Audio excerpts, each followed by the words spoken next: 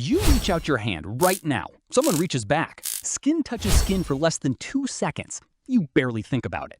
But that tiny gesture was born from a very simple question. Are you about to kill me? Here's the real story. Go back 3,000 years. You're standing in front of a stranger on a dusty road. He's got a knife on his belt. You've got one too. Neither of you knows the other's intentions.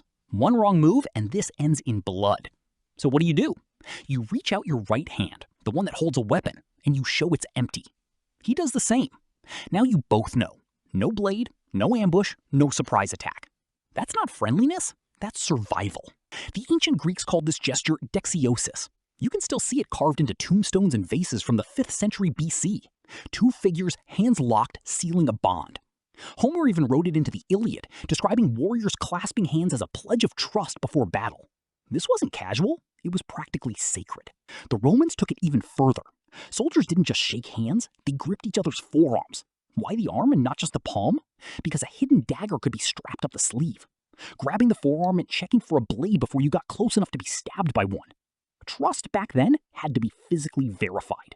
Sound paranoid? It wasn't. It was necessary. For most of human history, meeting a stranger was genuinely dangerous. The handshake wasn't etiquette. It was a security check disguised as a greeting. So how did a battlefield precaution turn into something you do at job interviews and birthday parties? Fast forward to the 17th century. The Quakers in England start using the handshake deliberately as a way to greet everyone equally, without bowing, without removing a hat, without acknowledging class or rank. To them, a handshake meant something radical. You and I are equals. That idea spread. By the Victorian era, it had become the standard greeting across much of the Western world, stripped almost completely of its original violent context. People forgot it ever had one. But the old instinct never fully disappeared. It just went underground, into your nervous system. In 2008, a researcher named Greg Stewart at the University of Iowa ran a study on job interviews. He had trained observers rate the quality of applicants' handshakes, firm, brief eye contact, no hesitation, and then compared those ratings to how well each applicant actually did in the interview. The results were almost eerie. A confident handshake predicted a better outcome, independent of qualifications. Something about that 2-second contact was still shaping trust, thousands of years after the original threat had vanished. And it's not just humans who do this. Primatologist Frans de Waal spent decades studying chimpanzees and documented something remarkably similar.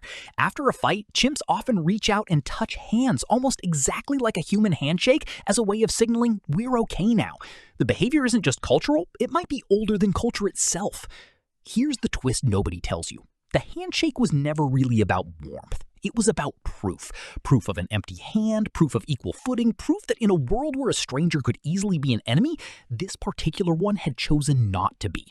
Every handshake you've ever given carried a tiny echo of that ancient calculation, running quietly underneath the surface. Then 2020 happened. Overnight, the gesture that had survived 3,000 years of war, plague, and social change nearly vanished in weeks. Elbow bumps, fist bumps, awkward waves. Suddenly the whole world was improvising new ways to say, I see you, I trust you, without touching at all. Which tells you something important. The specific gesture was never the point. The message underneath it was.